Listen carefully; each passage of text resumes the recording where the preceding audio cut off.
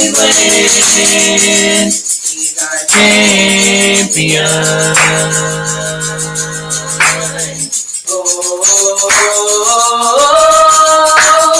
Yahuwah is the awesome Yah, and there is none like Him. With Him we win. He's our champion. With Him we can we always win. He's our champion.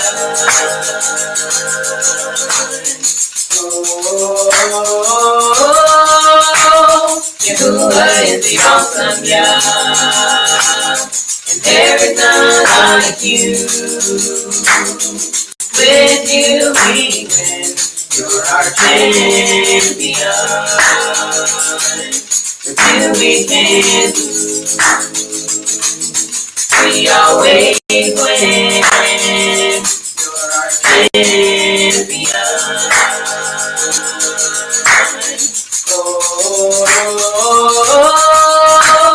Yahuwah is the awesome Yah, and there is none like you.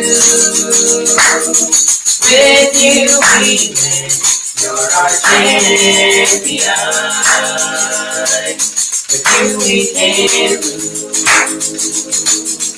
we always win. You're our champion.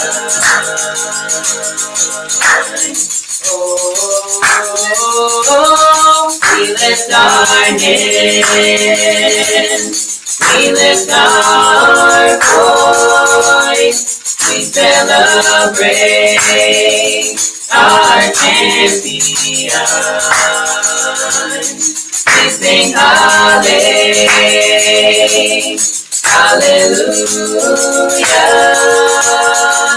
for the King who is victorious. We lift our hands, we lift our voice, we celebrate our champion. We sing hallelujah,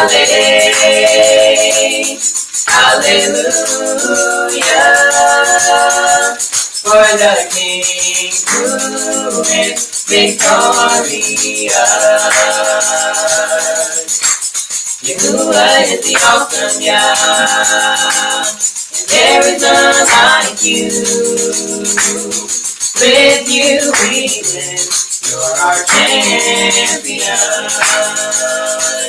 With you we can we always win. You're our champion.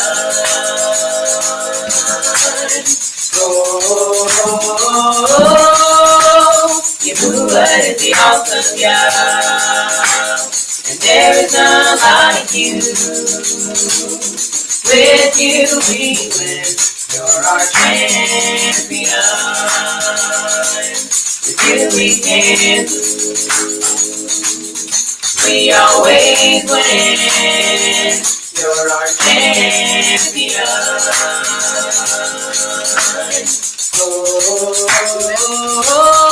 We lift our hands, we lift our voice, we celebrate our champion. We sing hallelujah,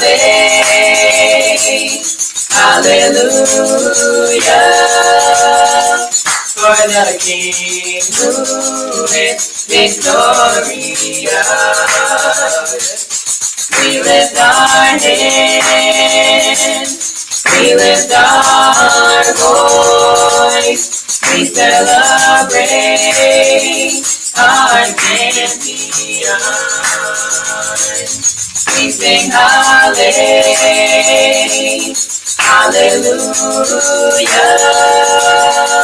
for the King who is victorious. Yahuwah is the awesome Yah, and there is none like you.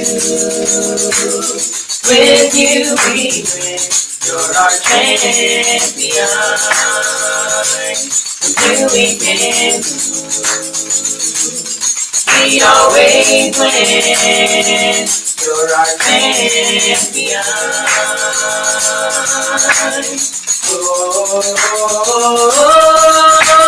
Jehovah is the awesome God. There is none like you. With you we win. You're our champion. With you we can. We always win. You're our champion.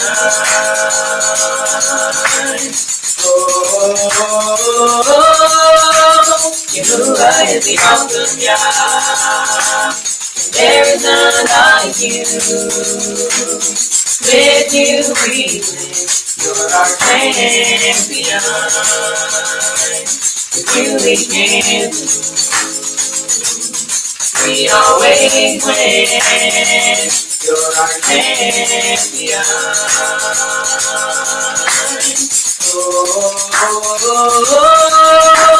Jehovah is the awesome God. There is none like you. With you we win. You're our champion. With you we can. We always win. You're our champion.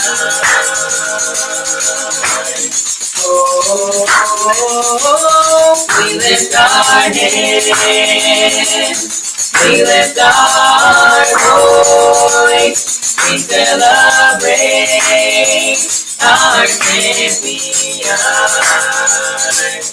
We sing hallelujah, hallelujah,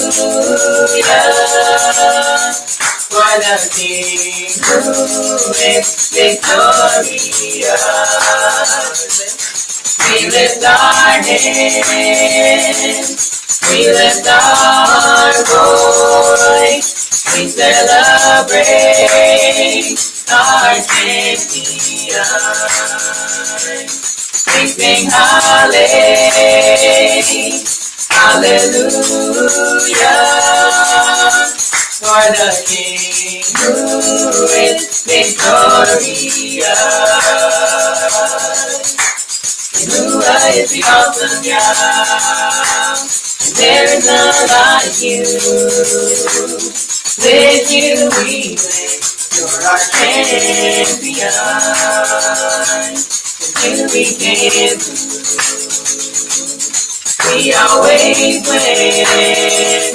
You're our champion.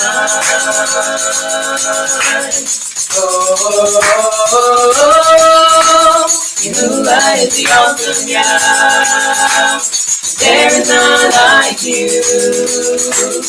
With you we win. You're our champion. With you we can. We always win. You're our champion.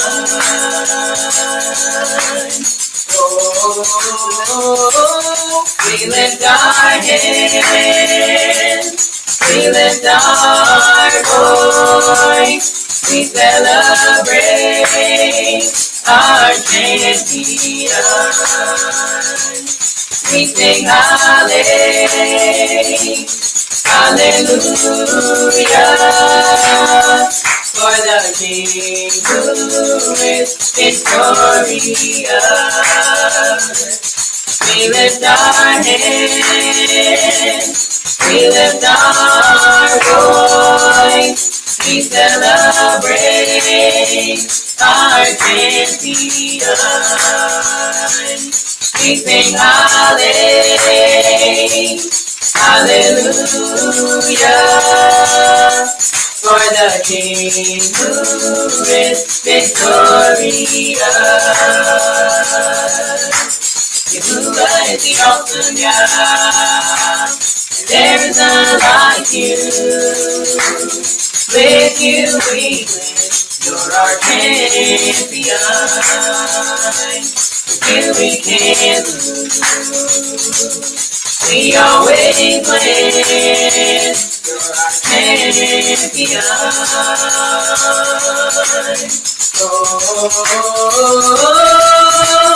Yahuwah is the awesome Yah. There is none like you. With you we win.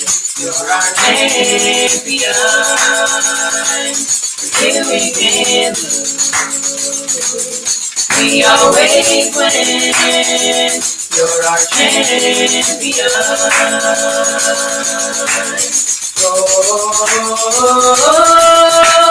Yahuwah is the awesome Yah. There is none like you. With you we win. You're our champion. With you we can lose.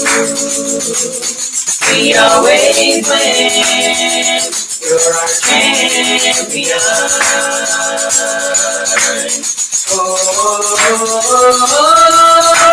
Yahuwah is the awesome Yah. There is none like you. With you we win. You're our champion. With you we can lose. We always win. You're our champion.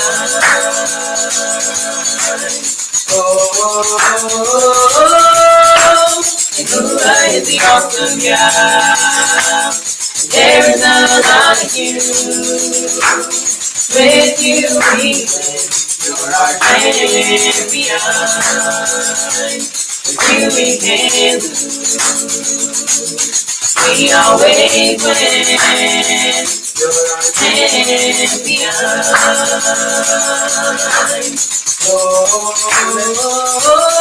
We lift our hands. We lift our voice. We celebrate our champion. We sing hallelujah, hallelujah, for the King who is victorious. We lift our hands. We lift our voice. We celebrate our champion. We sing hallelujah, hallelujah, for the King who is victorious. Yahuwah is the awesome Yah. There is none like you. With you we win. You're our champion. With you we can lose. We always win. You're our champion.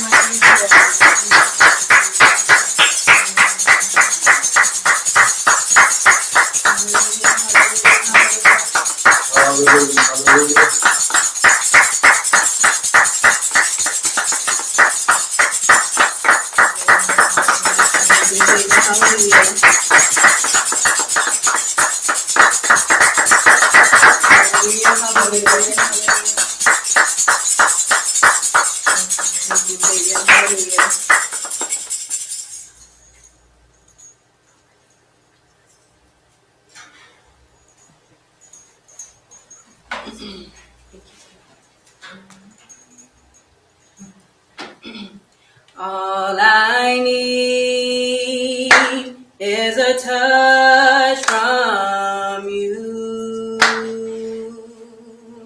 No one else can do the things you do. Take the wrong in my life and make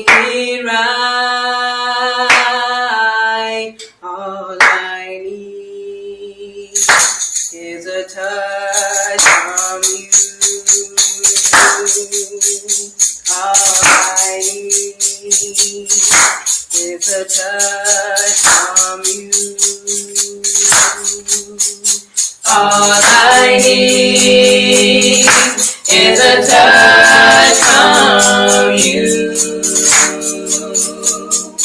No one else can do the things you do. Take the wrong in our life and make it right. All I need is a touch from you. All I need is a touch from you. All I need is a touch from you. No one else can do the things you do. Take the wrong in our life and make it right. All I need is a touch from you. All I need is a touch from you. All I want is a touch from you. No one else can do the things you do. Take the wrong in our life and make it right.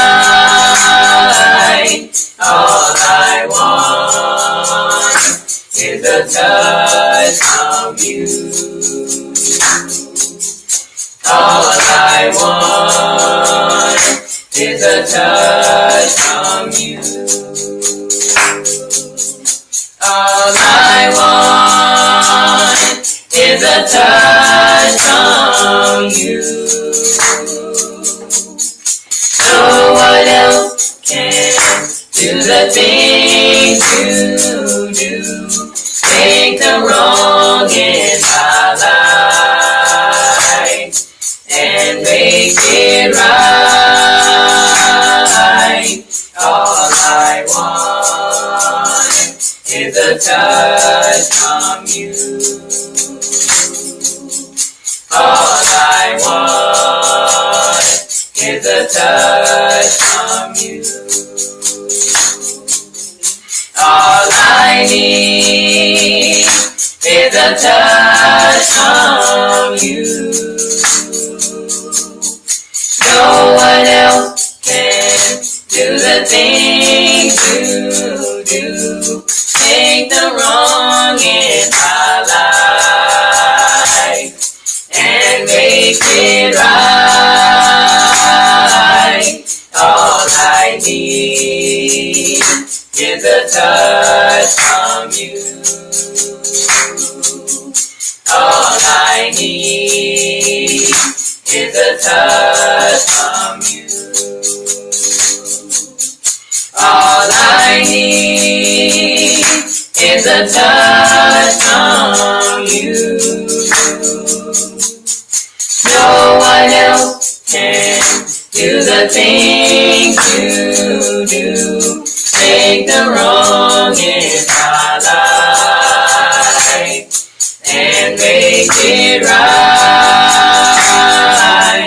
All I need is a touch from you.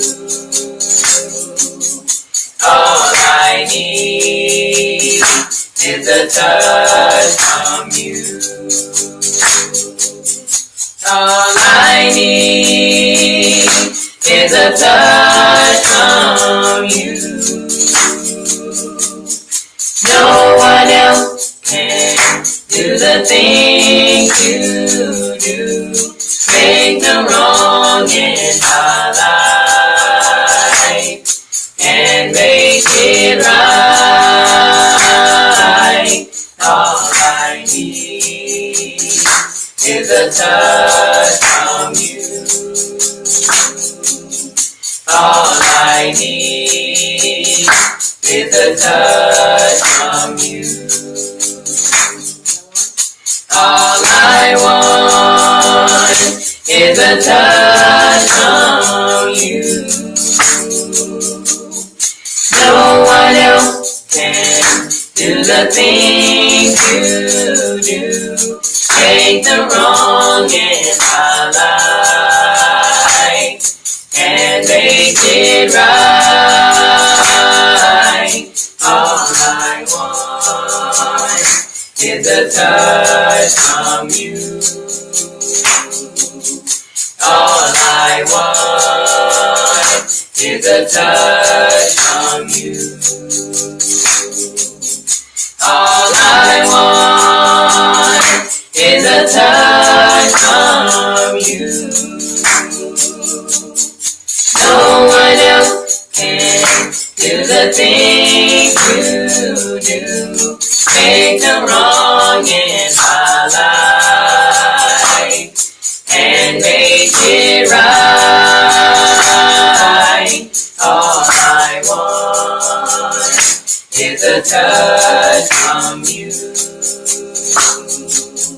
All I want is a touch from you. All I need is a touch from you.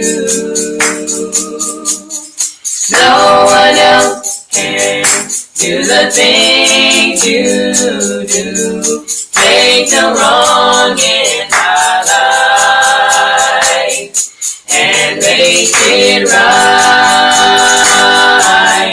All I need is a touch from you. All I need is a touch from you.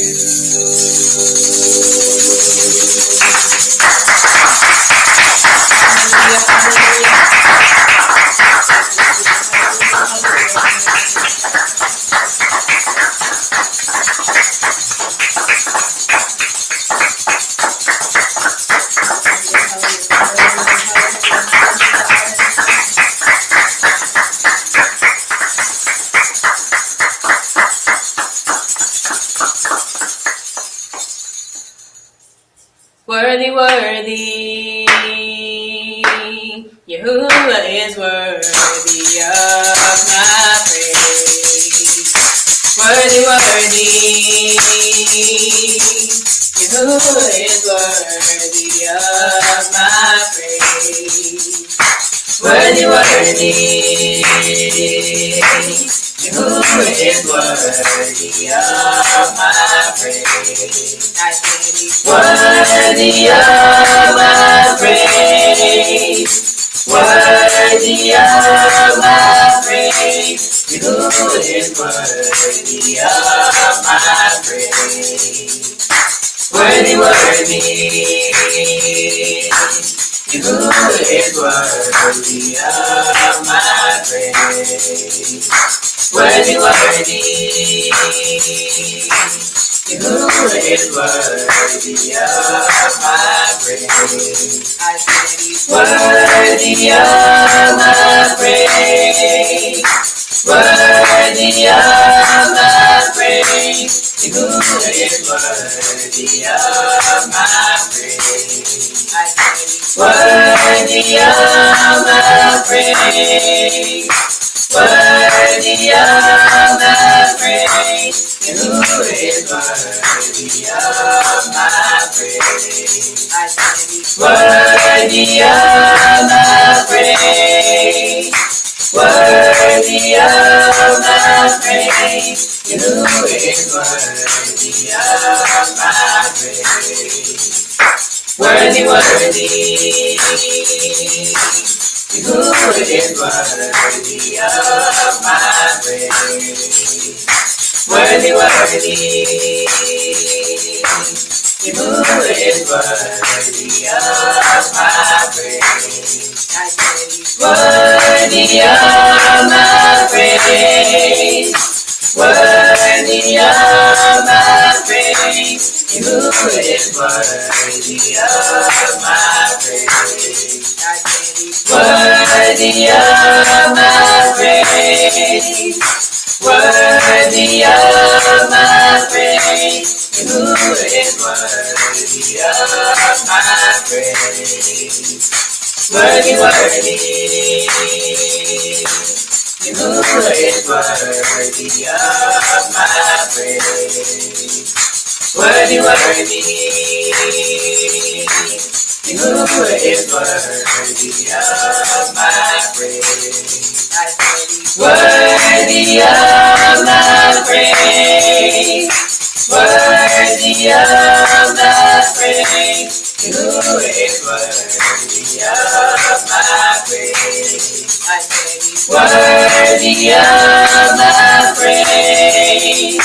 Worthy of my praise. You is worthy of my praise. Worthy of my praise. Worthy of my praise. You is worthy of my praise. Worthy, worthy. You is worthy of my praise. Worthy, worthy.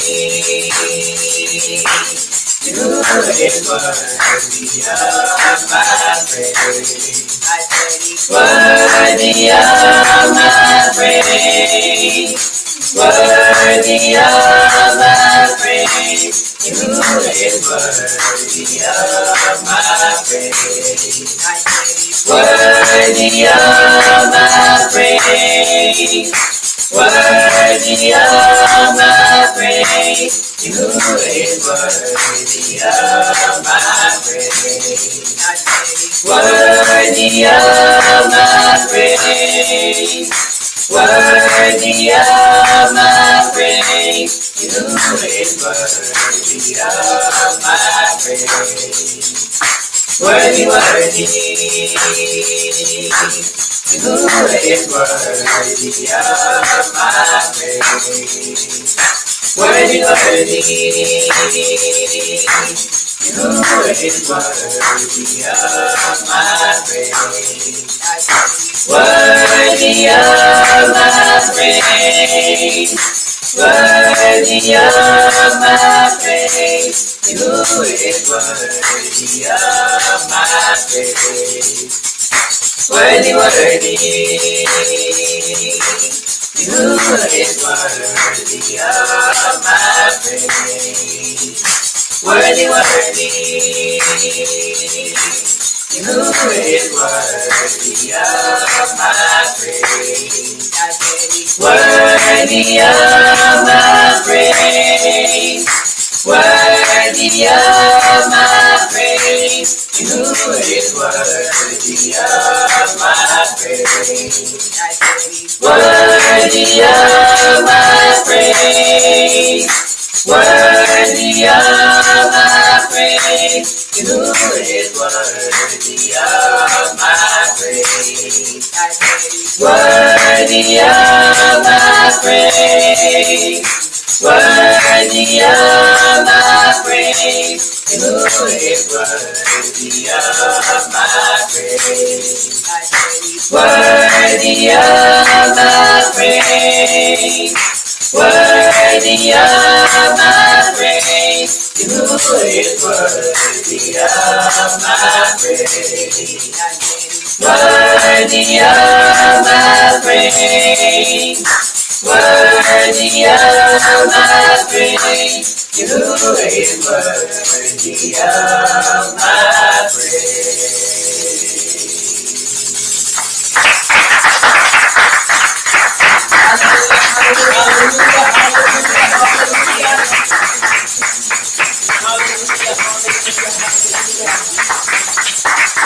Hallelujah, hallelujah, hallelujah. Hallelujah. Come on, Jerusalem. Hallelujah, hallelujah. We adore him on tonight as we've gathered together in this place for our pre-Sabbath class, a time that we come together that we may learn as I like to say, wet our palates for the morning. As we've gathered together once again to prepare ourselves for Sabbath rest, I'm sure many of you have wind down and you're calm and you're ready to listen. You're ready to dive deep into the scrolls of the Torah. And so as we've gathered here together tonight, that is what we're going to do. We're going to begin with the Baruch of the Torah. Repeat with me, Baruch Yahuwah. Baruch Yahuwah. The Baruch one. The Baruch one. Baruch is Yahuwah. Baruch is Yahuwah. The Baruch one. The Baruch one. For all eternity. For all eternity. Baruch atah. Baruch atah. Yahuwah. Yahuwah. Our supreme one. Our supreme one. King of the universe. King of the universe. Who selected us from all the peoples. Who selected us from all the peoples. And gave us his Torah. And gave us his Torah. Baruch atah. Baruch atah. Yahuwah. Yahuwah. Giver of the Torah. Giver of the Torah. And it is so. And it is so. And it is so. And it is so. Baruch atah. Baruch atah. Yahuwah. Yahuwah. Our supreme one. Our supreme one. Excuse me. King of the universe. King of the universe. Who gave us the Torah of truth. Who gave us the Torah of truth. And implanted eternal life within us. And implanted eternal life within us. Baruch atah. Baruch atah. Yahuwah. Yahuwah. Giver of the Torah. Giver of the Torah. And it is so. And it is so. And it is so. And it is so. Now we have the reading of the Ten Commandments by Apostle Brown, coming from the book of Devarim, chapter 5, verses 6 through 22. And it is so. Aleph, I am Yahuwah, your power, which brought you out of the land of Mizraim from the days of slavery. Bet, you shall have no other power before me. You shall not make you any graven image or any likeness of anything that is in Shemayim above, or that is in the earth beneath, or that is in the man beneath the earth. You shall not bow down yourself unto them, nor serve them. For I, Yahuwah, your power and the jealous power, visiting the iniquity of the fathers upon the children, unto the third and fourth generation of them that hate me, and showing mercy unto thousands of them that love me and keep my commandments. Gimel, you shall not take the name of Yahuwah, your power, and falsify it, for Yahuwah will not hold him guiltless that takes his name and empties it. Dalet, guard the seventh day to set it apart, as Yahuwah, your power, has commanded you. 6 days you shall labor and do all your work. But the seventh day is the Sabbath of Yahuwah, your power. In it you shall not do any work. You, nor your son, nor your daughter, nor your manservant, nor your maidservant, nor your ox, nor your ass, nor any of your cattle, nor your foreigner that is within your gates, that your manservant and your maidservant may rest as well as you. And remember that you were a servant in the land of Mizraim, and that Yahuwah, your power, brought you out of there through a mighty hand and by a stretched out arm. Therefore, Yahuwah, your power, commanded you to keep the Sabbath day. Hey, honor your Abba and your Ima as Yahuwah, your power, has commanded you, that your days may be prolonged and that it may go well with you in the land which Yahuwah, your power, is about to give you. Why? You shall not murder. Saying, neither shall you commit adultery. Het, neither shall you steal. Tet, neither shall you bear false witness against your neighbor. You, neither shall you desire your neighbor's wife, neither shall you covet your neighbor's bet, his field, or his manservant, or his maidservant, his ox, or his ass, or anything that is your neighbor's. These words Yahuwah spoke unto all your assembly in the mount out of the midst of the fire, of the cloud, and of the thick darkness with a great voice. And he added no more. And he wrote them in 2 tables of stone and delivered them unto me. And it is so. And it is so. Yahushua the son of Nun, chapter 1, verses 7 and 8. 7, we're going to read. Verse 8, we're going to confess it as I have tailored it to fit our time of confession. Only be you strong and very courageous, that you may observe to do according to all the Torah which Moshe my servant commanded you. Turn not from it to the right hand or to the left, that you may prosper wherever you go. Verse 8, let us read this together, or let us confess this together. I will not let this scroll of the Torah, I will not let this scroll of the Torah depart out of my mouth, depart out of my mouth. but I shall meditate in it, But I shall meditate in it day and night, day and night, that I may observe to do that I may observe to do according to all that is written in it. according to all that is written in it. But then I shall make my way prosperous, But then I shall make my way prosperous, and act wisely, and act wisely, and act wisely. and act wisely. Now look at your neighbor, tell your neighbor, you shall act wisely, and you shall act wisely. Look at your other neighbor, tell your other neighbor, you shall act wisely, and you shall act wisely. Now take your hand and place it over your heart and say, Abba Yah, Abba Yah, I shall act wisely. I shall act wisely. Come on, Abba Yah, Abba Yah, I shall act wisely. I shall act wisely. I endeavor to act wisely. act wisely. I endeavor I endeavor to act wisely. to act wisely. I endeavor to to act wisely. act wisely. And it is so. And it is so. And it is so, no matter what, I endeavor to act wisely. It is my goal, it is my aim to act wisely. Luke 18:1 says, men ought to always pray and not faint. And it is so. And it is so. Excuse me. Deuteronomy chapter 6, verses 1 through 14.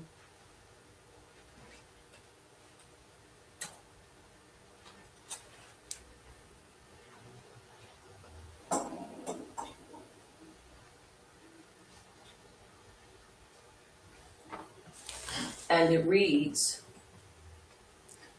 these are the commandments, the statutes, and the judgments which Yahuwah your power commanded to teach you, that you might do them in the land where you are going to enter and possess it, that you might fear Yahuwah your power, to keep all his statutes and his commandments, which I command you, you and your son and your grandson, all the days of your life, and that your days may be prolonged. Hear therefore, O Yisrael, and observe to do it, that it may be well with you, and that you may increase mightily as Yahuwah power of your Abbas has promised you in the land that flows with milk and honey.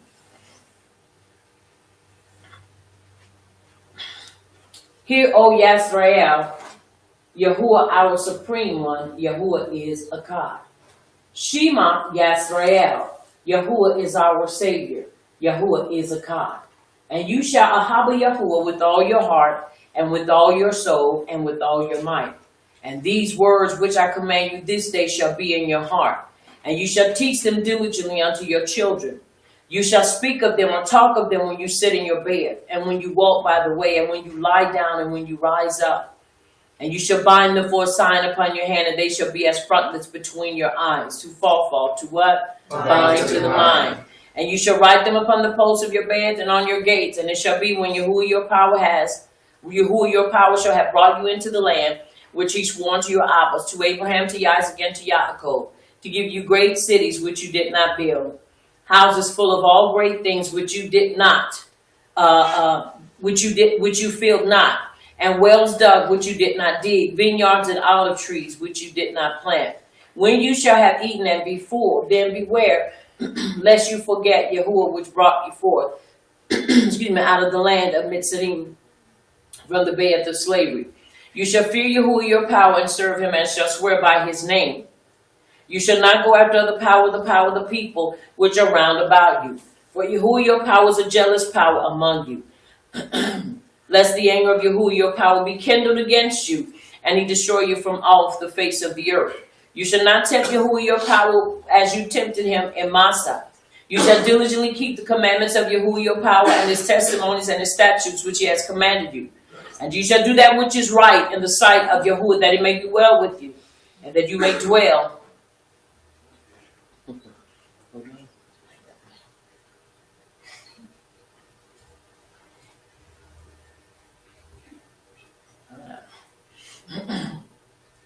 That you may dwell, and that that you may go in and possess the great land which Yahuwah swore unto your Abbas. And it is so. And it is so. And it is so. Come on, let us have another song, please.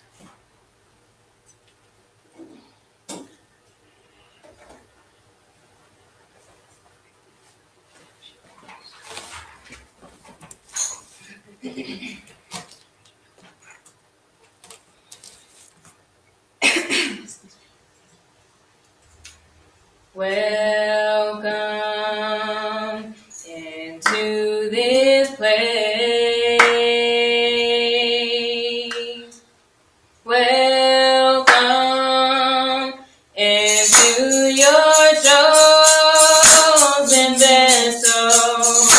You desire to abide in the praises of your people. So we lift our hands as we lift our hearts, as we offer up this praise unto your name. Welcome into this place. Welcome into your chosen vessel. You desire to abide in the praises of your people. So we lift our hands as we lift our hearts, as we offer up this praise unto your name. Welcome into this place. Welcome into your chosen vessel. You desire to abide in the praises of your people.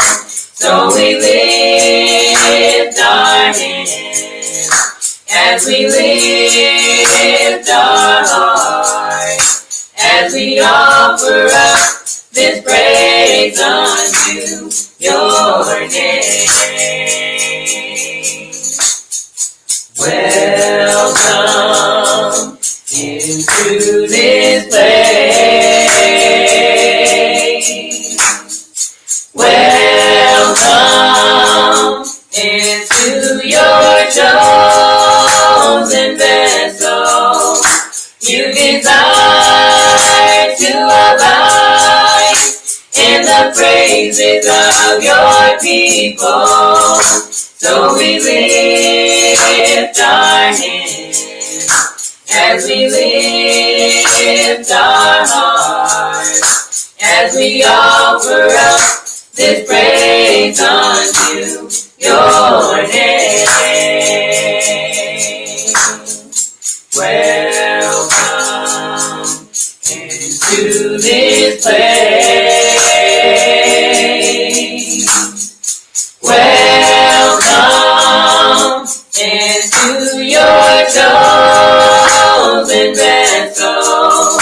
You desire to abide in the praises of your people. So we lift our hands as we lift our hearts, as we offer up this praise unto your name. Welcome into this place. Welcome into your chosen vessel. You desire to abide in the praises of your people. So we lift our hands as we lift our hearts, as we offer up this praise unto your name. Welcome into this place. Welcome into your chosen vessel. You desire to abide in the praises of your people. So we lift our hands as we lift our hearts, as we offer up this praise unto your name.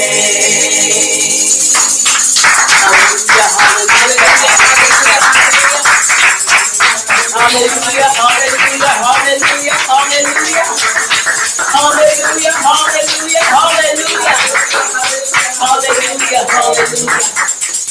We do magnify you.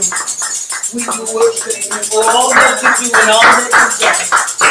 Hallelujah, hallelujah. Hallelujah, hallelujah. Hallelujah, hallelujah. Worthy, worthy, worthy is the Lamb as we've gathered together in this place. Mishley 15:8, the sacrifice of the wicked is an abomination, hateful and exceedingly offensive unto you, albeit but the prayer of the upright it is your delight. Mishley 3:4, so shall we find great understanding and high esteem in the sight of judgment of Yahuwah and man. Tehillim 34:15, the eyes of Yahuwah are upon the upright, and his ears are open unto our cry. Verse 17, and the upright cry, and Yahuwah heareth and delivereth us out of all our troubles. Acts 1:8, but you shall receive power after that the Ruach Kodesh has come upon you, and you shall be witnesses unto me both in Jerusalem and in all Judea and Samaria and unto the uttermost part of the earth. And it is so. And it is so. Tehillim 1:1, Baruch is the man that walketh not in the counsel of the unrighteous, nor standeth in the way of sinners, nor sitteth in the seat of the scornful, but his delight is in the instructions of Abba Yah, and he doth meditate upon it, and it is so. And it is so. And it is so. Ephraim 11:6, but without belief it is impossible to please him. For he that cometh to you must believe that he is, and that he is a rewarder of them that diligently seek him. It takes belief to be our obedient, diligent discipline. Ayah 33:4, the Ruach Kodesh of Yahuwah hath made me, and the breath of the Almighty hath given me life.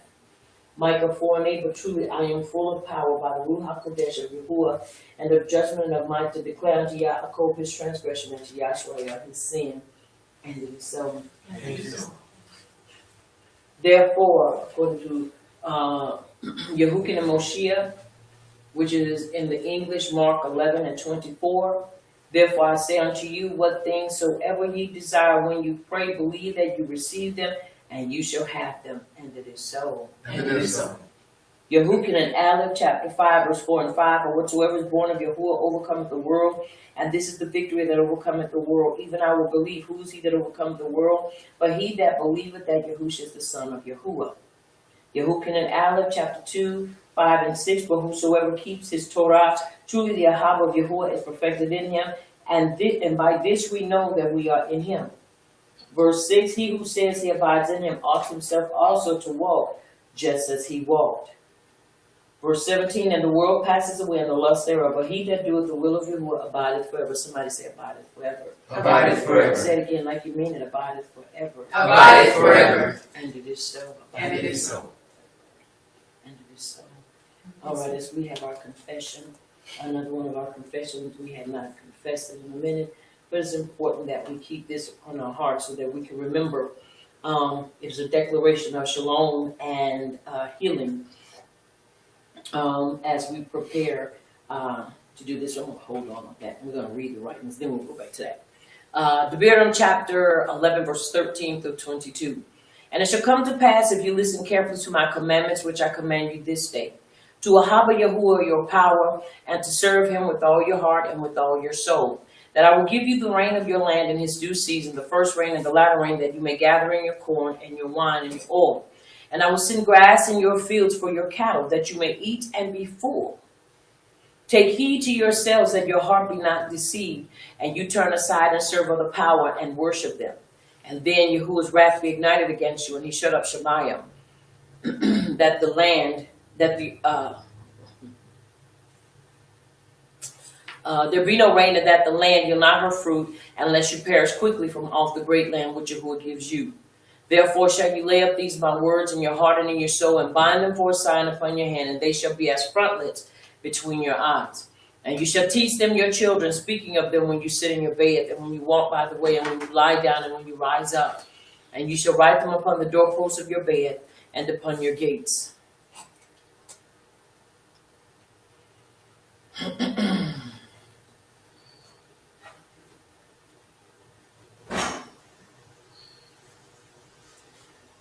Verse 21, that your days may be multiplied in the days of your children in the land which Yahuwah swore unto your Abbas, to give them as the days of Shemayim upon the earth.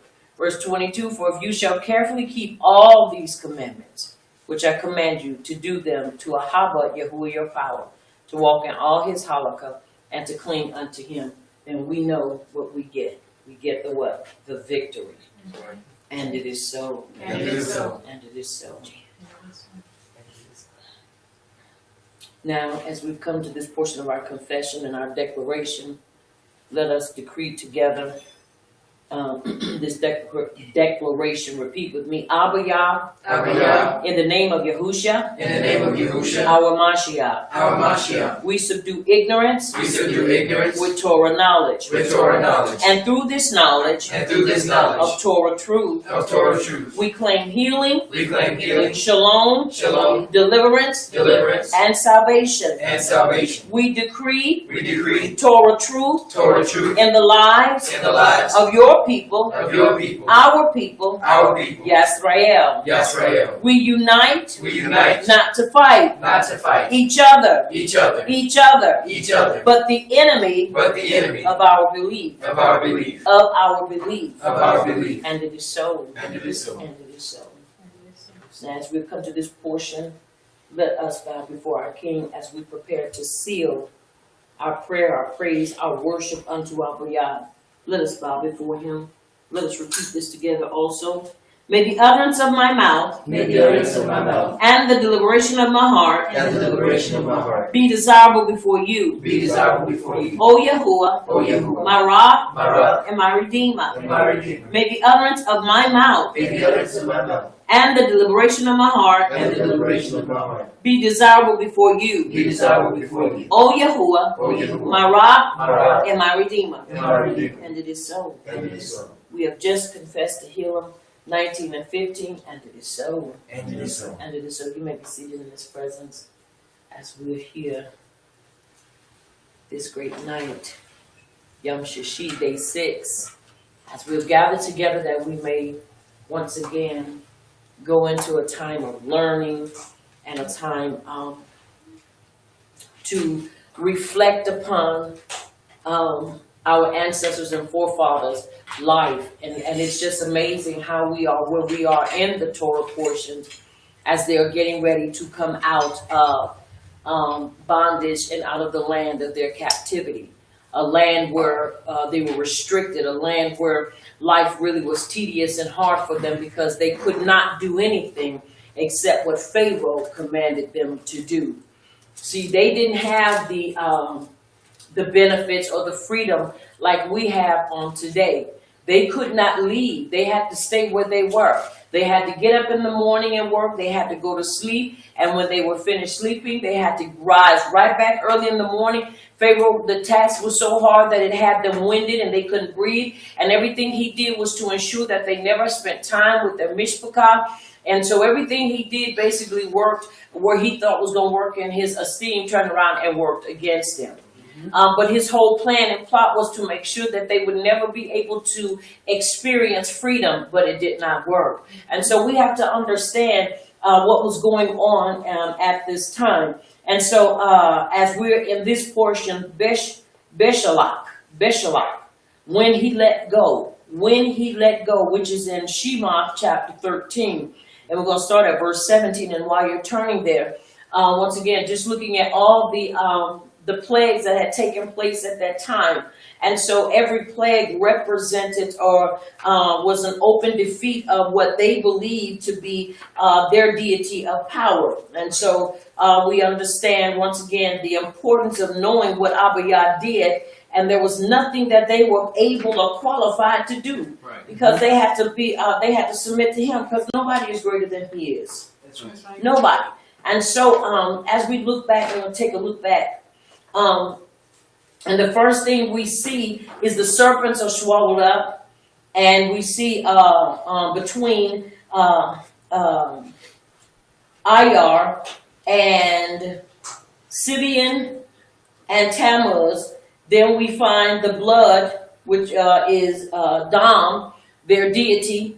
And so from there, which we also understand that also the reason why the water was turned to blood was to also be a commemoration of how they shedded innocent blood, the blood of the Ibram babies, how they threw them in the Nile. And that Mitzrayim god was Hapa, and Canaan, god of the Nile. And then we had the plague of frogs, Heket, goddess of fertility and water. And according to some of the writings, the frog, it was at first just one big frog. And from that great big frog they tried to kill, and every time they tried to kill that big frog, there were more frogs that came off of it. So you can imagine how disgusting that was. Yes. Every time they tried to smash and destroy their frog, other frogs began to come off of it. And in the process of them being in everything and everywhere, they were in their undergarments, and they were basically a nuisance because they began to bite them in their genitals, and they began to be in everything, their food and everything. They were just, everywhere they turned, that's where you could find a frog, in their meal and their food and their cruises.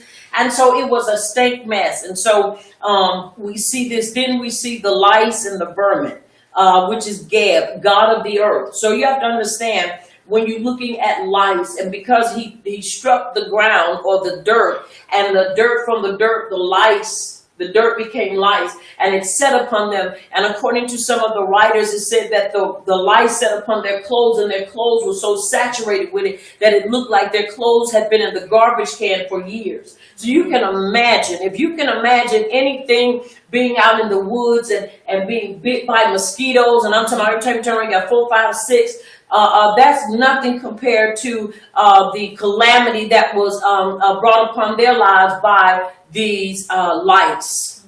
Because lice bite, especially sand mice or dirt mice, they bite.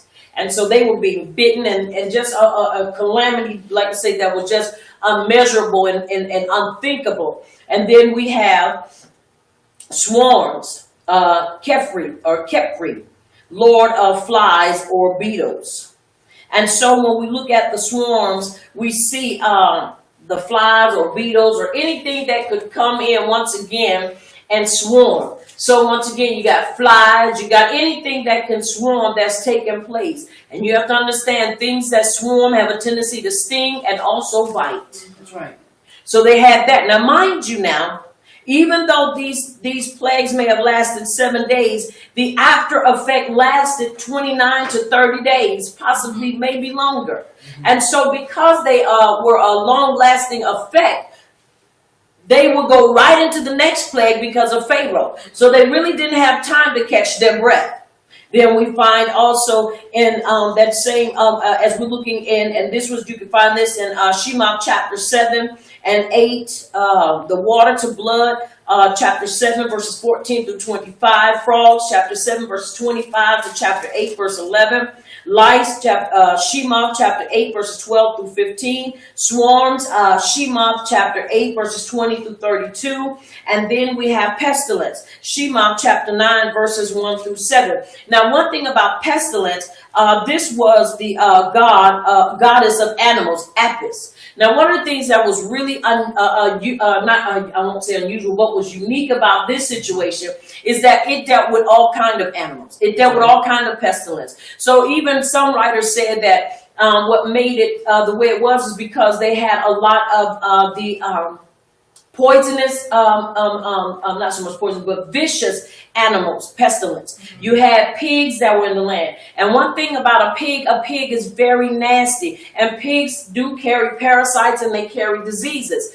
In other words, wild boars. That's right. The wild boars. And so what they would do is they would go and graze and eat. Where the other domesticated animals that the Mitzrayim had, they would graze and eat in that area. And so when they would come behind them, they would end up getting diseases. And so they would end up dying. If they didn't die behind a disease, then they died because they were tore asunder. Because there were all type of animals. You're talking about jackals. We're talking about vicious animals that were coming in. And one of the reasons why they ended up paying in the manner that they paid was because the way that they would do the Mitzrayim would do the Hebrews. They would basically make them keep their zoo, and they would get the animals. And while they were in the process of getting these animals, what would end up happening is that many of them would end up dying. It was like they were like zookeepers. So they would have to deal with the vicious animals. They would have to deal with the animals that were very temperament. In other words, they didn't know which way they were coming. And so they would end up dying, and then their livestock would end up dying. So this was another thing that came about. So you had the animals not just dying, but also being torn asunder. So you couldn't do anything. And you have to understand, they worshiped the animals. That's right. They worshipped animals. And so once again, this is Apis, the goddess of animals. And so there was nothing they could do because the animals were coming in and they were taking charge and they were doing a lot of things. That's right. Then you have boyos, which can be found in Shema chapter 9 verses 8 through 12. Isis, goddess of nature and healing. It's amazing these things happen, but there was nothing that they could do to bring about healing. No matter how much they called upon, no matter what they did, there was nothing that brought about healing, and there was nothing that they could do to stop it. Right. That's right. Nothing they could do. Then we go from boils, we go to hail and fire. Shema chapter 9 verse 13 through 35. Nut, sky goddess and sister of Geb. Once again, we're talking about hail coming from the sky and also with fire. Probably one of the creepiest, but also one of the unique things you could probably ever see, ice that's burning. That's right.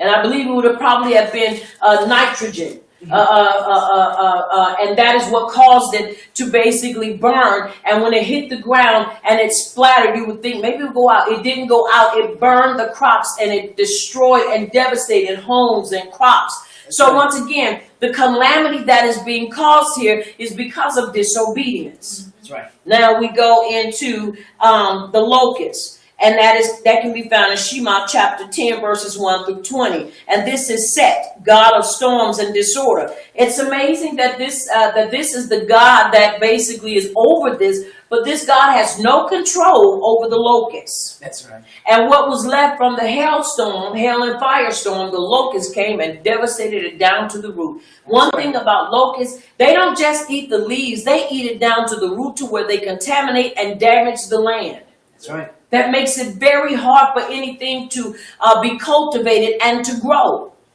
Then we come down to the darkness. Shema, chapter 10, verses 21 through 29. Ra, the sun god. Now, once again, we know that people that worship on a Sunday, many of them don't realize this is who they're worshiping on Sunday, because it is the day of God of the sun, which is Ra. Now, it's amazing that all this stuff took place, but though they called upon Ra, Ra could not overturn the darkness that Abiyah had set in motion and had caused to fall upon Mitzrayim. While they were in Goshen experiencing light and enjoying life, they were there in thick darkness where they could not see. And let me tell you something. There was no kind of light. There was nothing that they could do to bring illumination. One of the things about darkness, not only does darkness snap out the light or show the absence of light, but darkness also represents the absence of knowledge. That's right. It also represents the absence of knowledge. The absence of knowledge means that you're incapable of functioning and operating in truth, which turns around and develops into wisdom. Because you're able to operate these things. And so this is what was taking place at that time. So now you have to understand there was no type of light, no type of illumination, physically or in their ruach.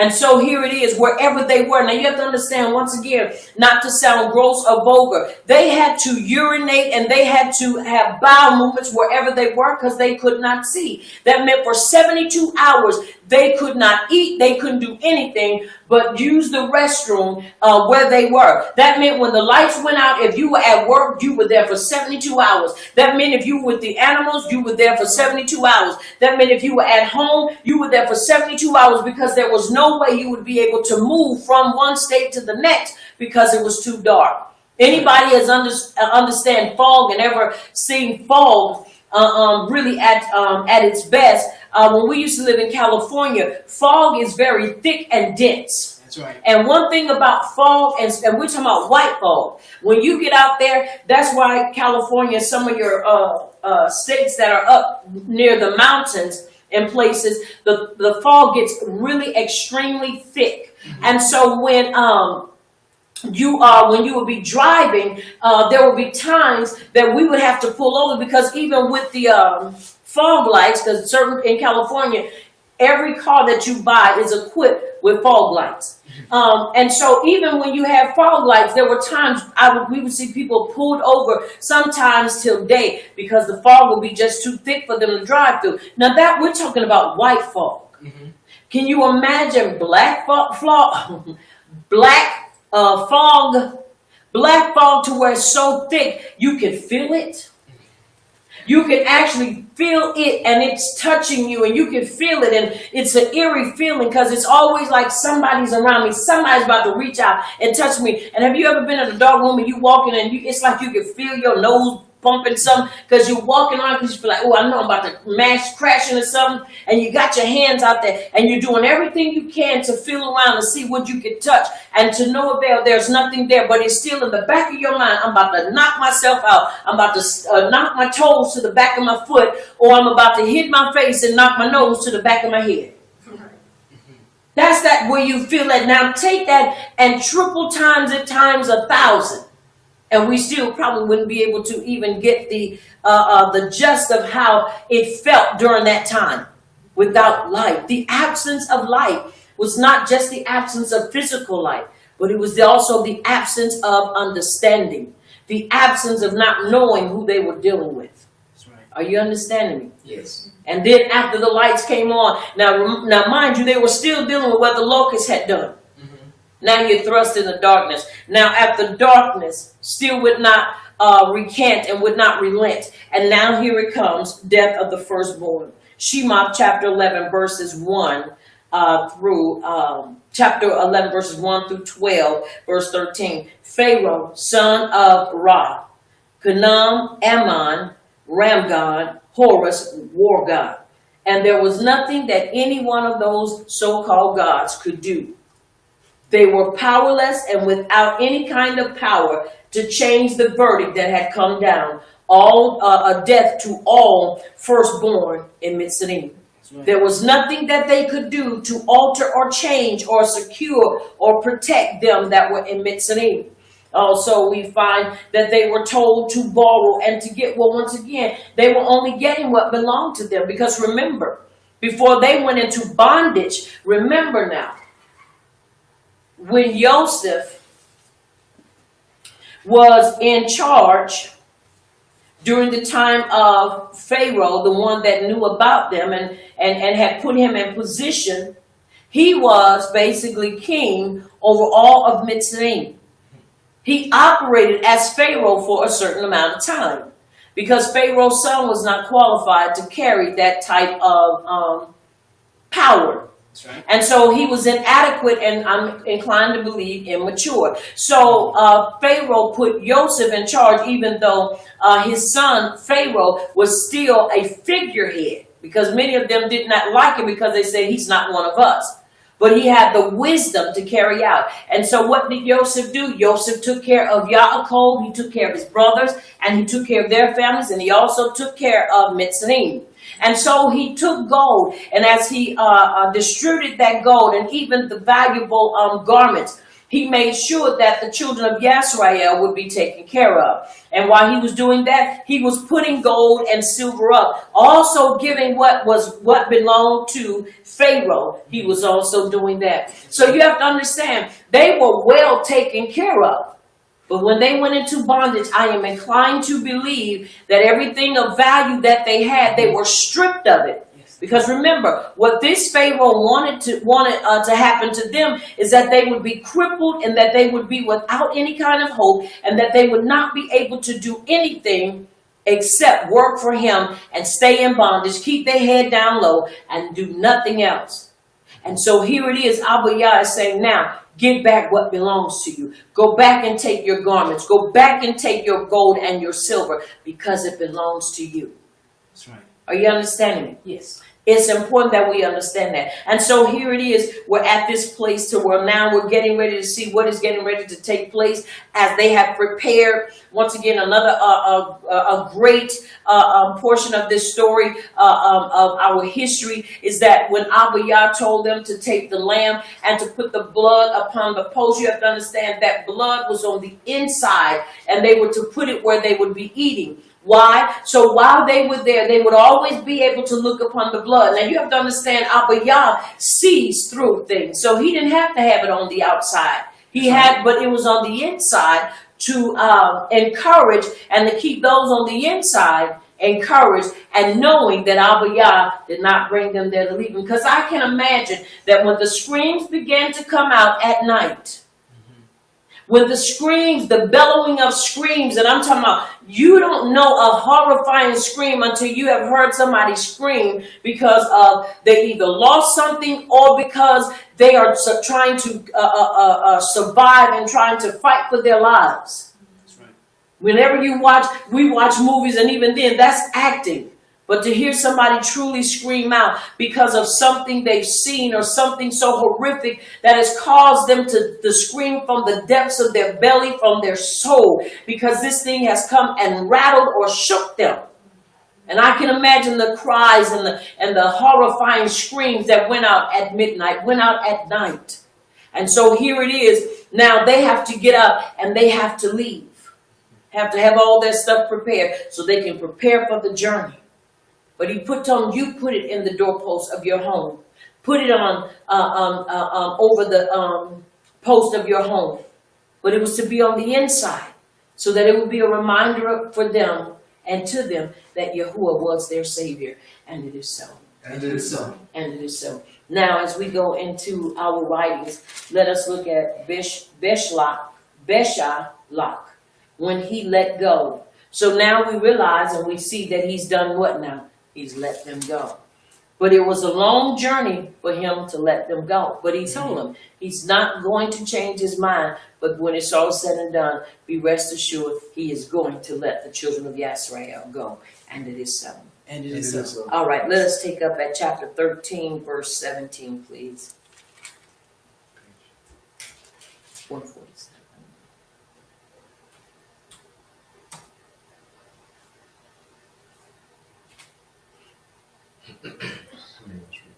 Let's read 6 verses, please. 17.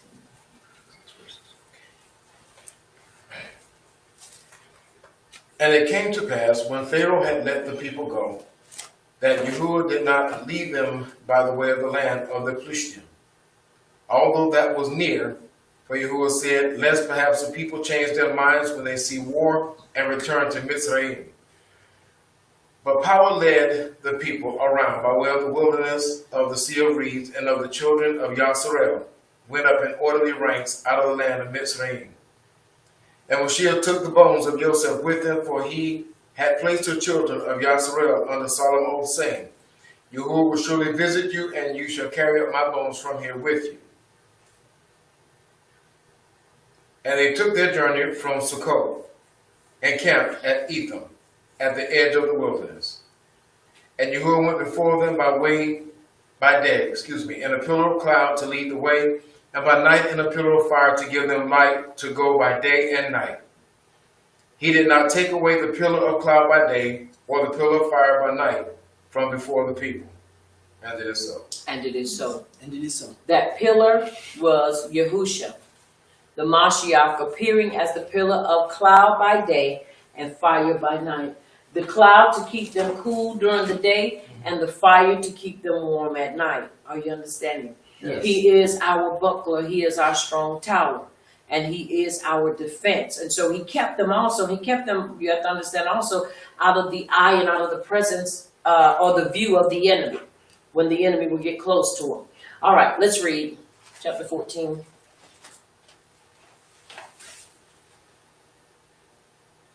Verse 1. And Yahuwah spoke to Moshe, saying, Speak to the children of Yasharel that they turn and camp before Pi Hahir, between Migdol and the sea opposite Baal Zephon. You shall camp before it by the sea. For Pharaoh will say of the children of Yasharel, they are confused by the land. The wilderness has trapped them in. And I will harden Pharaoh's heart so that he will pursue them. And I will gain honor over Pharaoh and over all his army, that the Mitzrayim may know that I am Yahuwah. And they did so. And it was told the king of Mitzrayim that the people had fled. And the heart of Pharaoh and his servants was turned against the people, and they said, Why have we done this, that we have let Yasharel go from serving us? And he made ready his chariot and took his people with him. And it is so. And it is so. Now, as we see that, I want to read something to you. You read all the way to verse 6, right? Yes. All right. Now, let's look at this. I want to read this to you. All right. When Pharaoh let the people go, Yahuwah did not lead them by the way of the land of the Philistines, although that was near. In other words, Abba Yah had another plan for this, because you have to remember, it's still not over with. That's right. It was not over with, because we're going to see as we continue to read that Pharaoh and his army and his people, his servants and those that were in the land, that sorrow began to turn into bitterness. And so it was not over. So you have to understand, when Abba Yah starts a thing, he is going to finish it. He will never leave anything undone. If he does, it is because he has another whammy that he's going to bring up in there. That's right. And he's not going to let it be, he's going to make sure when he does it, it's done for good. Now, after the Israelites finally left Mitzrayim, Yahuwah did not lead them along the most direct route to the land of Canaan, through territory occupied by the Philistines, but rather toward Yamsuf, the Sea of Reeds. Yahuwah led the way for the Israelites in a pillar of a cloud by day and a pillar of fire by night, and had them turn back from Etham toward Mitzrayim to encamp before Baal Tezvon and Mitzrayim idol by the Red Sea, so that Pharaoh would be led to believe that the Israelites were lost in the wilderness. According to Midrash, this idol, the only one that remained undestroyed after Yahuwah sent the 10th plague upon Mitzrayim, was intentionally spared by Yahuwah in order to bait Pharaoh into thinking that Yahuwah of Yisrael was powerless over him. Are you understanding me? Yes. This was the last one. So this was not a plague, but this was the closing and the finalization of what Abba Yah had started through the plagues. Are you understanding me? Yes. Once again, this was Baal Tezvon, and Mitzrayim idol by the Red Sea. All right, now, after Pharaoh learned of Yisrael's position, however, he hardened his heart yet again and led his army to force the Israelites to return to their life of bondage. When the Mitzrayim cavalry caught up to them, the Israelites were trapped against the sea, and the people were terrified that they were to be slaughtered. Yahuwah then moved the pillar of cloud so that it stood between the Mitzrayim and the Israelites. The cloud grew black, and the Mitzrayim cavalry could no longer see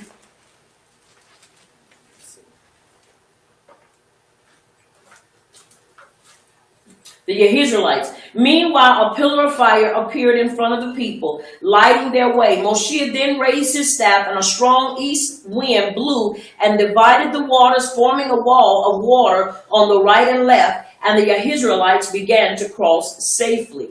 Now, once again, we're going to read this. You have to understand, I don't care how our backs get up against the wall. Yahuwah, if you standing strong and you are walking in Torah belief, he will never leave you out there by yourself, because where you think there is no way, he will always make a way. Because you have to understand, he has no plan B. That's right. It's always plan A and number one. That's right. Nothing else, because he already has it figured out. We've just got to trust him. Somebody say, I got to trust him. I gotta trust him. Say it again. I have to trust him. I have to trust him. I have to trust him. And in my trusting him, he's going to show me what I need to do so that I can make it through. All right, let's read. 7, 8, 9, 10, 11, 12, please. 7 to 12, please. Mm-hmm. And he took 600 choice chariots, and all the chariots of Mizraim, with captains over every one of them. And Yahuwah hardened the heart of Pharaoh, king of Mizraim, and he pursued the children of Yisrael. And the children of Yisrael went out with boldness. But the Mitzrayim pursued them, all the horses and chariots of Pharaoh, his horsemen and his army, and overtook them camping by the sea beside Pi Hahiroth, before Baal Zephon. And when Pharaoh drew near, the children of Yisrael lifted their eyes, and behold, the Mitzrayim marched after them, and they were extremely afraid. And the children of Yisrael cried out to Yahuwah. And they said to Moshe, because there were no graves in Mitzrayim, have you taken us away to die in the wilderness? Why have you dealt with us to bring us out of Mitzrayim? Is this not the word that we told you in Mitzrayim, saying, let us alone that we may serve the Mitzrayim? For it would have been better for us to serve the Mitzrayim than that we should die in the wilderness. And it is so. And it is so. Now, once again, you have to understand, most of the time, and not saying that at this time, that it was not the children of Yisrael. But you have to understand, sometimes people will speak up and say things that are really not a part of the group. That's right. Are you understanding me? Yes. Now listen, once again, we're seeing what's happening.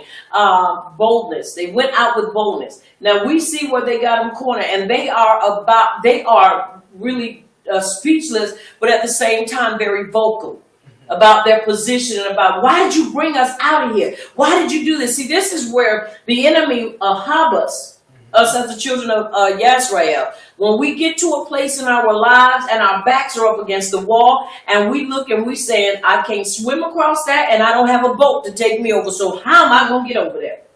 Are you understanding me? Yes. After we done seen the mighty feats of Abba Yah, after we have seen him destroy the enemy, after we have seen him wipe out idolatry, after we have seen him destroy the enemy, literally destroy the enemy, right, we still have that hesitation and reservation to fully believe him unconditionally. Right. Unconditionally.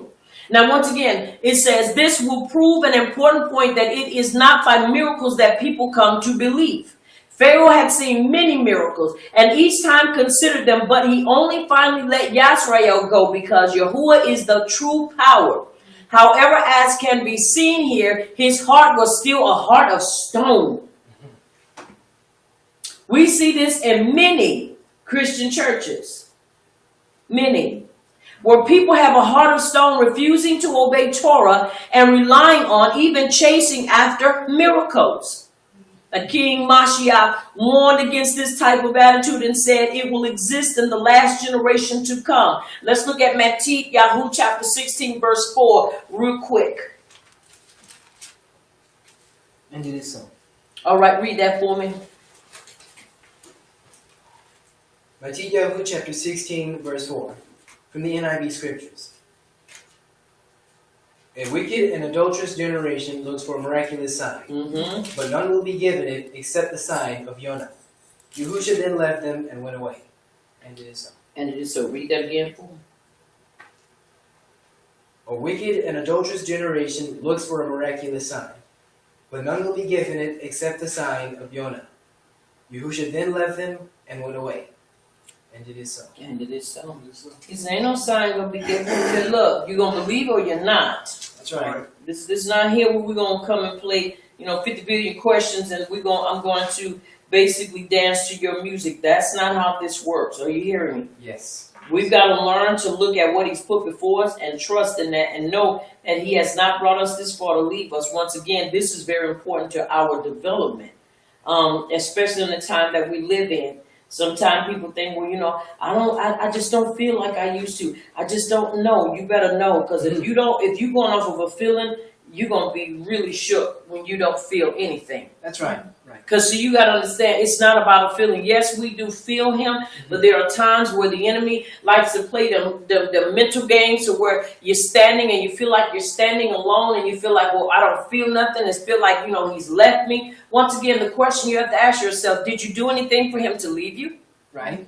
Did you blaspheme? Did you do something that he said that if you did this, that this will cause him to walk away from you? If you did not, then what you have to do is you got to stop letting the enemy play these games with you. This is where you start playing Russian roulette and poker.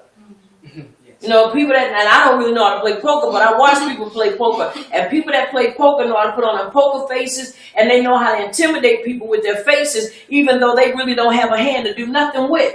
But their whole thing is to intimidate you, to make you believe you can't win because you don't have a good hand. Right. That's what the enemy does with us. He tries to bluff us and he tries to make us fold. What's that song Kenny Rogers say? You got to know when to hold them and you got to know when to what? Fold them. You got to know when to play them. And if you do not really know the tactics of the enemy, remember it was Rabbi Shaul, Apostle Shaul, that said, I will not have you ignorant, my brethren, concerning what? The devices of Shaitan. You better know that he does these things to make us feel isolated so that we'll begin to act like we're what? Isolated. And when you begin to get that down to a habit and to a, what is the word I'm looking for? To a habit, and you get it down at like a professional, then you begin to treat people that are really trying to get close to you and trying to be there and build relationship. You start acting like, you know, I'm a lone wolf. I'm by myself because, you know, I don't want to, you know, I don't want to get with people and then they treat me bad. And I understand, I know people have done all of us bad. All of us have been in situations and positions where people have, once I said before, broke our hearts a little bitty piece of, and you have nothing but the ashes that float in the dust. But you have to understand, Abba Yah didn't do it. That's right. That's right. He didn't do it. He might have allowed you to go through that, but he still didn't do it. To build our what? Belief. That's right. To build your belief, to build my belief. This is why these things have happened. That's right. Are you understanding me? Yes. So once again, here it is. They get to a point where they are, they get to where they are so scared, but at the same time, here it is, with all the miracles that have been shown and brought forth, still there was no turning and there was no changing of the heart of Pharaoh. And that's the way it is. People do not live by miracles. That's right. We know they happen, but it is not about a miracle. It is about your belief in him and about your relationship. What determines how strong our relationship is with him, our belief in him, it is our relationship with him. That's right. If you have a strong relationship, then you're going to have strong belief in him. That's right. If your relationship with him is kind of rocky, are you understanding me? Kind of iffy, you know, if he does this, then I can really see believing him. But if he don't do that, then I just don't know. There are things that I have learned to pray about and keep on moving. That's right. Because if you don't, you will find yourself vacillating and you will find yourself fighting. You'll find yourself shadow boxing. Right. You box in shadows because until he makes it tangible, you've got to believe that he's going to bring it from the invisible to the visible and make it tangible. You got to believe that. Now, once again, we don't live by that. And you have to understand, it's a wicked generation that seeks a sign. Now, once again, Yahuwah fights our battles and we do not need to defend him. We don't need to defend him. He's the one defending us. All we got to do is move out the way and have that hush mouth mercy. That's right. Yes, sir. Because we will see what he's capable of doing if we just watch and be quiet. Are we understanding? Yes. Now, once again, we're looking at what happened and what's taking place. Now, Pharaoh was not going to change because of the miracle, but the people weren't believing because of the miracles. He wasn't changing because of the miracles, and they still couldn't grasp belief in him with the miracles. Are you understanding me? Yes. So once again, it's one of those things that takes place. All right. And then they complain and they say, why don't you just leave us here? There were no graves there, so why are you going to bring us here to put graves? And once again, this is a people that's talking that have no relationship.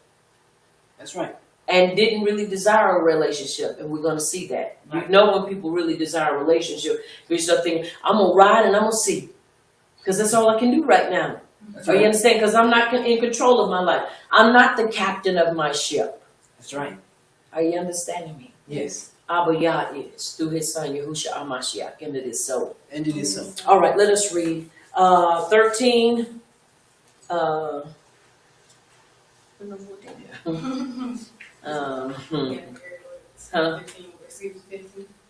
Yeah, we're down to 15. All right, 15. All the way 15, 16, 17, 18, 19, 20, 13. 15. Mm-hmm. Yeah, I don't know why. I stopped at 12. Okay. All right, let's read 13 and 15, unless they just took and made it one verse. Instead of making that, I don't know. just the verse. All right, but let's it could be a typo. All right, come on. 13, 15, 16, 17, 18, 19. And Moshe said to the people, "Do not be afraid. Stand still and see the salvation of Yahuwah, which he will accomplish for you today. For the Mitzrayim, whom you see today, you shall see again no more forever." And Yahuwah said to Moshe, "Why do you cry to me? Tell the children of Yisrael to go forward, but lift it up your rod and stretch out your hand over the sea and divide it. And the children of Yisrael shall go on dry ground throughout the midst of the sea. And I indeed will harden the hearts of the Mitzrayim, and they shall follow them. And I will gain honor over Pharaoh and over all his army, his chariots, and his horsemen. And the Mitzrayim shall know that I am Yahuwah, when I have gained honor for myself over Pharaoh, his chariots, and his horsemen." And the Malach Yahuwah, who went before the camp of Yisrael, moved and went behind them, and the pillar of cloud went from before them and stood behind them. And it is so. And it is so. Once again, we're looking at what's taking place. Now, as the shift takes place, now instead of the Malach Yahusha being in front, he now switches and he becomes our rear reward. That's right. So now he's the real reward, and he is that buffer. He is that wall between them and Mitzrayim. And it is so. And it is so. All right, let's read 21, 22, 23, 24, 25, 26, please.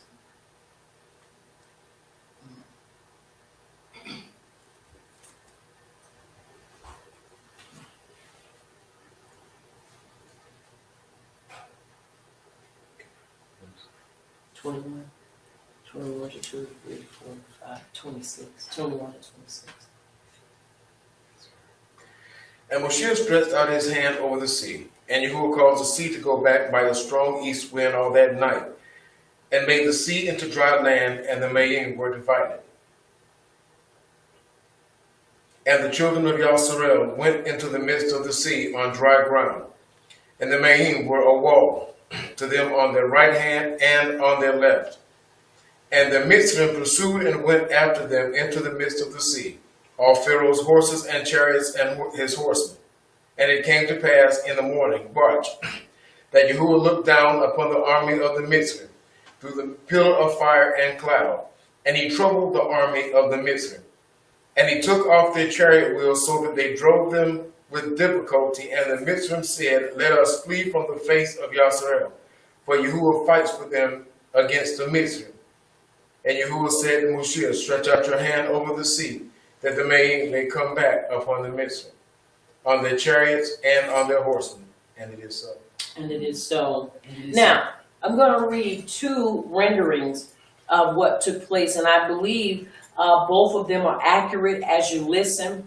The first one I want to read, and it is talking about what takes place when it says, "And Moshe stretched out his hand over the sea, and Yahuwah caused the sea to go back by a strong east wind all that night, and made the sea into dry land, and the Mayim were divided." Now, two renders. One is, according to Midrash, the sea formed a tent over the heads of the Israelites, protecting them on all sides. Moreover, the waters divided into 12 tunnels, one for each tribe. The walls of the water were perfectly clear, like translucent glass, so that the tribes could see one another as they crossed.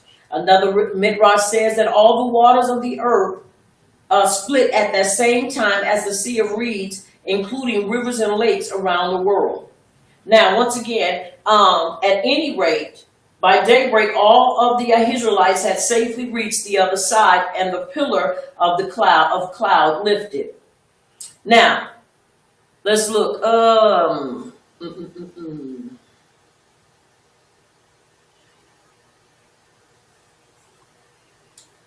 All right, we read to what, 26, 21 to 2, 3 to 4 to 5, yeah, 26. All right. Now, and so he stretched out his hand. Now let's see what they did. They also pursued them. As they went across, they pursued them. Now let's look what else takes place. Now, The Mitzrayim began to follow in pursuit, but the ground beneath them turned to mud, and the wheels of their chariots became stuck. This is considered retribution for the forcing of the Israelites to make bricks of mortar without straw.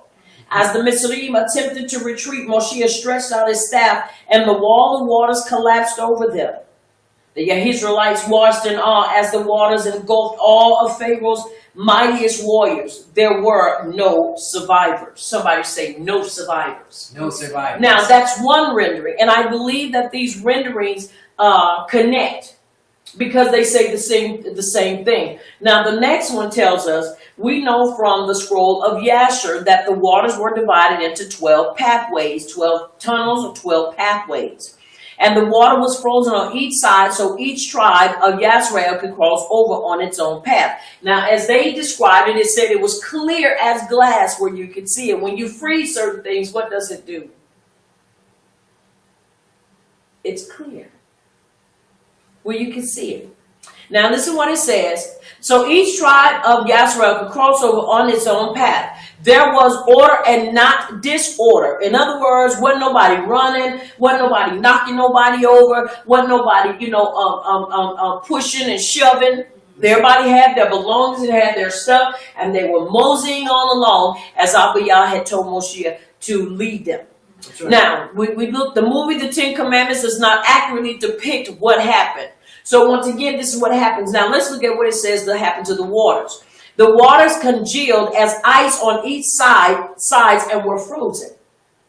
So that meant they had a path as they went down, everything. And remember, they're on what? Dry ground. That's right. They're on dry ground. So they don't have to worry about their stuff getting bogged down and everything. But when the Mitzrayim began to pursue them and they're riding, the ground began to shift. And no longer was it hard anymore. It became as mud.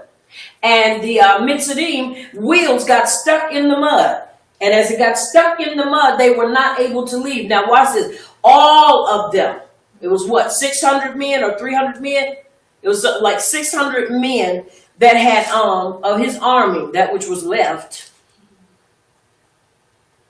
600, right?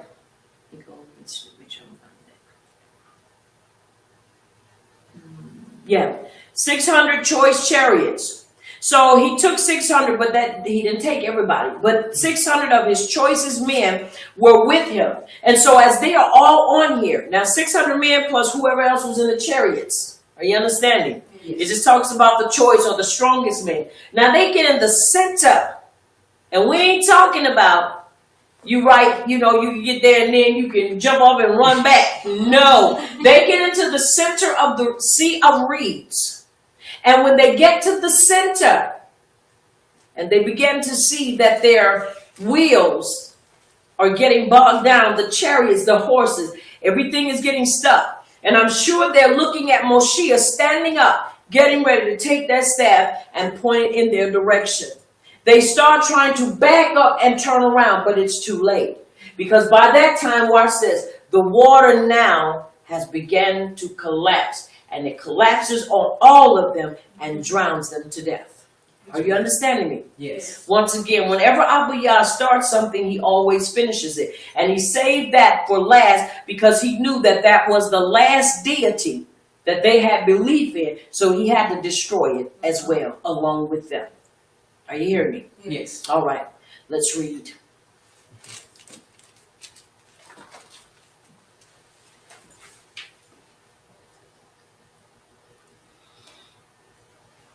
Verse 27. And Moshe stretched out his hand over the sea. And when the morning appeared, the sea returned to its full depth. And the Mitzrayim fled into it. And Yahuwah overthrew the Mitzrayim in the midst of the sea. And the Mayim returned and covered the chariots, the horsemen and all the army of Pharaoh that came into the sea after them. Not so much as one of them remained. But the children of Yisrael had walked on dry land in the midst of the sea. And the Mayim were a wall to them on their right hand and on their left. So Yahuwah saved Yisrael that day out of the hand of the Mitzrayim. And Yisrael saw the Mitzrayim dead on the seashore. Thus Yisrael saw the great work which Yahuwah had done in Mitzrayim, and the people feared Yahuwah, and believed Yahuwah and his servant Moshe. verse 1, chapter 15. Then Moshe and the children of Yasarel sang this song to Yahuwah and spoke, saying, I will sing to Yahuwah, for he has triumphed mightily. The horse and its rider he has thrown into the sea. And it is so. And it is so. Now, once again, we're looking at this at its fullest. We're seeing, once the Israelites saw that their tormentors were destroyed, Moshe and Miriam led the people into the song of the sea, a spontaneous hymn of praise and thanks to Abba Yah. Yosef reports that the Israelites armed themselves with weapons that were salvaged on this occasion. Miriam led Yisrael into a dance of victory. Sing to Abba Yah, for he has triumphed beautifully. The horse and his rider has he thrown into the sea. See, that's what you call one of those, that's like spoken word. That just comes out the top of your heart. You know, that's one of them provoked spontaneous phrases. And this is the way we as the people of Yisrael ought to be. We ought to be able to give him thanks, and we ought to praise him on a dime.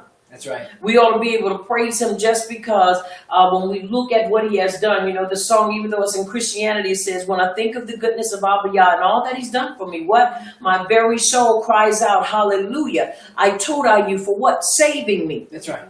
So you have to understand, he saved them. He kept them from being destroyed by Mitzrayim, and he finished it. So that there would be nobody to come back up and try to get them months and years later down the line. That's right. So he preserved them. And so it's important that we understand, and once again, the song that they sung and the praise that they gave. We have to understand that there is so much more that he deserves, and so much more we ought to be willing to give to him. That's right. Are you understanding me? Yes. He's beautiful. He's awesome. Yes, we know he is Abba Yah. And yes, hallelujah, it is the highest praise known unto us. But you have to understand, you can mix it up a little bit and put some other stuff in there too in that praise. How excellent is your name. How wonderful you are, Abba Yah. For you are a keeper of those that trust in your word. How magnanimous you are unto us. You are magnificent in all your doings and in all your ways. That's right. This is what we ought to do, regardless of what we find ourselves facing throughout the day and throughout the night. He deserves the highest praise and the highest esteem from us, his people.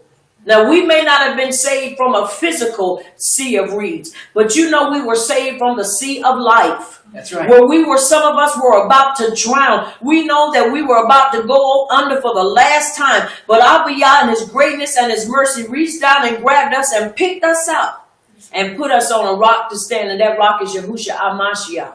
Right. So we owe him praise. We owe him praise. We owe him a Torah. Hallelujah. Hallelujah. For all that he's done and all that he continues to do.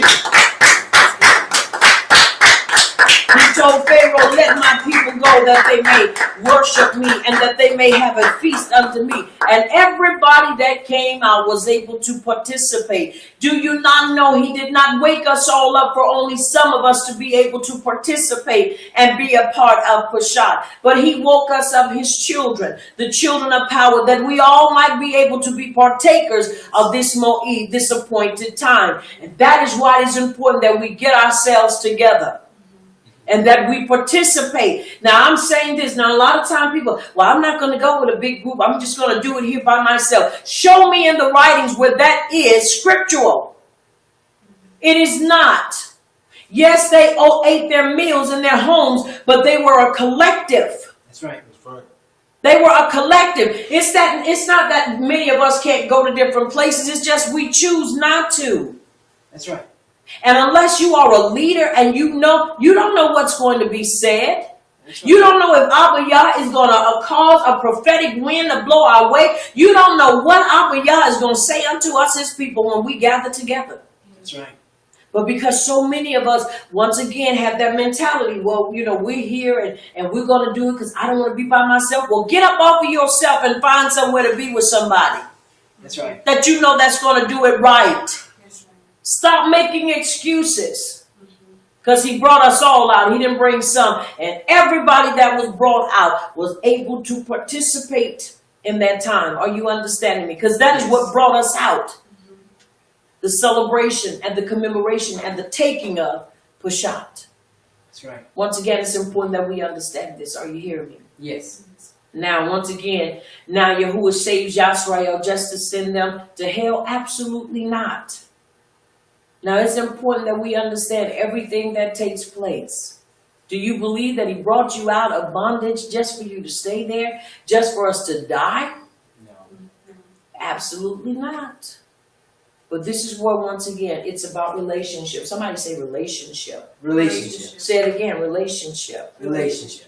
It's about our relationship with him and knowing that he didn't bring us this far to leave us, neither allow the things of the past and the enemy of old to come and destroy us and try to drag us back into that place of bondage and servitude. He didn't do that. So once again, it's important that we understand as the children of power what we are called to do and what we are called to become. Once again, I pray that Abba Yah Baruchs your time of rest, that this be a time as you're commemorating and celebrating the Sabbath rest, that he would visit you in your visions and that you would have a rest like never before. And that every rest that we take will continue to lead us and continue to usher us in to that place with Abba Yah. As we continue to find ourselves counting down the days to where we are getting ready to celebrate Peshat, because I believe with all my heart, and if you can just identify with me, and I'm sure you can, everything and Shaitan's bag with his imps and everything has done everything to try to provoke me and try to stop me from living up to what Abba Yah has called me to. I'm sure that many of you have faced the same thing, not just today, but during this week. The reason why is because he's trying to make us forfeit that time of Moed. That's Am right. I saying if we mess up or we sin we can't take it? Absolutely not. But who wants to come this far to mess up? I don't. And so I'm saying to you, be encouraged and hold on as we continue to count down the days until it is our time of Moed to meet Abba Yah, that appointment that he has set for us, his children, to meet him. I want to encourage you once again, keep your head up, keep your shoulders squared, and keep your heart and your feet in the Torah. And no matter what you're facing, no matter what you're going through, don't take your feet off and don't take your heart out of Torah truth. That's right. Whatever you do, maintain. And as you continue to maintain, he will continue to maintain. Even when we don't, he will continue to maintain and keep us because he is a keeper. Once again, I am Prophetess Sabrina Brown, also Moral 777. I'm the leader of Messengers of Yahuwah's Kingdom of Bread Belief Ministries located in South Carolina. Also, I want to give you a reminder that the store will be shut down. Those of you that are still looking to be a Baruch unto you three, and also be a Baruch unto yourself by getting this awesome, phenomenal, life-changing, eye-opening, foot tapping, hand clapping CD. I'm here to just encourage you to get it if you are truly looking for Ibra music. And this is no disrespect to anybody's music, but if you're looking for worship music as well and that has a nice beat to it, then I encourage you to get it because you can worship to it, you can move to it. It has rapping in it, it has serenading Abba Yah in it. It's just what you need. And let me tell you something. You have to get it to experience it. That's right. And when you experience it, I promise you, your life will be changed. But once again, the store will be closed in respect and esteem to Sabbath. So if you don't get it tonight and you don't get it tonight, then first day the store will be open. But we do celebrate Sabbath, and we don't believe, because the writings tell us no selling and no buying on the Sabbath. So once again, I pray that you would govern yourselves according to the instructions of Abba Yah, and don't buy and don't sell on the Sabbath. Also, I want to say to you, at 11:45, Yahuwah willing, we will be back in class, ready to finish up what we've started in the scrolls, so that we can continue to finish reading. And as he continues to bring forth the revelation, we want to be here as little birds to eat it up. That's right. Because every time we read it, we ought to see another view. We ought to see another part that we didn't see before. Why? Because he's ever showing us revelations in the writings that we did not see before. So once again, I want to encourage you to keep your head up, keep your shoulders squared, keep your heart and your feet in and upon the Torah, because you can't go wrong when we walk in complete and total obedience. Once again, I am Prophetess Sabrina Brown, also Moral 777, and I am the leader of Messengers of Yahuwah's Kingdom Hebraic Belief Ministries located in South Carolina. Once again, I am the leader of Messengers of Yahuwah's Kingdom Hebraic Belief Ministries located in South Carolina. And I want you to remember, here is the place where The Torah does the body excellent. until next time, may Abba Yah Baruch atah you until we meet again. I also want you to remember that you've been touched by Champion TV, a place where the champions reside. And it is so. And it is so. And it is so.